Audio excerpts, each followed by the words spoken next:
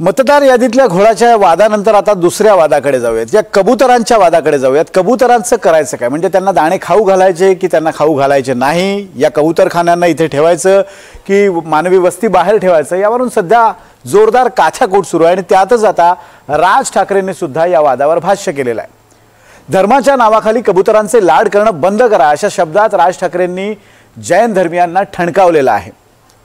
त्याचबरोबर राज ठाकरेंनी अजूनही काही महत्त्वाची वक्तव्य या संदर्भात केलेली आहे। हा वाद नेमका काय आणि राज ठाकरेंची भूमिका काय? जैन मुनींना आणि मंगल प्रभात लोढांना सुद्धा राज ठाकरेंनी खडे बोल सुनावलेले आहेत। आपण पाहूयात एक रिपोर्ट। दादर मधला कबूतरखाना हटवावा की ठेवावा,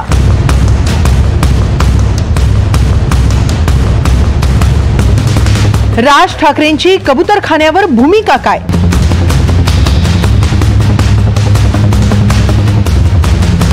राज ठाकरेंनी जैन समाजाला काय इशारा दिला? बास झाली कबुतरं आणि बास झालं त्यांना दाणे टाकणं, अशीच राज ठाकरेंची भूमिका आहे।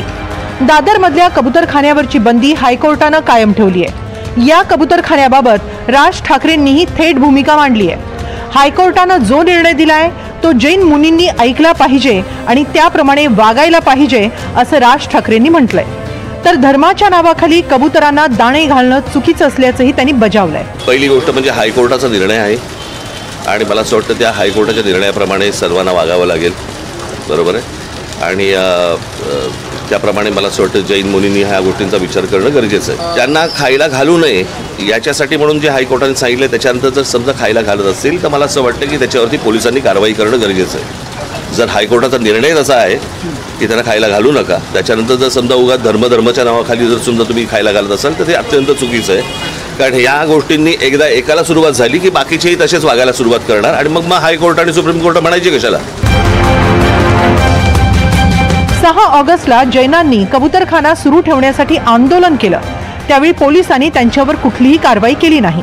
उलट या आंदोलनावेळी मुंबई उपनगरचे सहपालकमंत्री मंगल प्रभात लोढा जैनांना पाठिंबा देण्यासाठी धावून आले। त्यावरही राज ठाकरेंनी टीका केली। तुम्ही कुठल्या विशिष्ट समाजाचे मंत्री नाही याचं भान ठेवा, असं राज ठाकरे यांनी सुनावलंय। तर लोढांनी मात्र राज ठाकरेंनी केलेले हे आरोप फेटाळले। ज्या वेळेला त्यांच्याकडनं आंदोलन झालं त्यावेळेला पोलिसांनी कारवाई करायला पाहिजे होती, जी कारवाई झाली नाही। आणि हे सगळे लोढाबिडासारखी जी माणसं मध्ये येत आहेत, कळलं का? लोढा मंत्री आहेत, कुठच्या समाजाचे मंत्री नाही आहेत ते। त्यांनी मला असं वाटतं की महाराष्ट्राचा आणि कोर्टाचा नीट मान राखला पाहिजे आणि ज्या लोकांनी काय ते काय सूर्याबिरा काय आणले असेल, मला असं वाटतं पोलिसांनी त्यांच्यावरती कारवाई केली पाहिजे। मी त्या दिवशी यावेळी निलेश चंद्रजीने शस्त्र उचलण्याची भाषा केली होती, त्यावेळी मी सांगितलं होता की मी त्यांचे विरोधामध्ये आहे शस्त्र उचलण्याची भाषाचे, आणि आता पण मी माझ्या तेच मत आहे।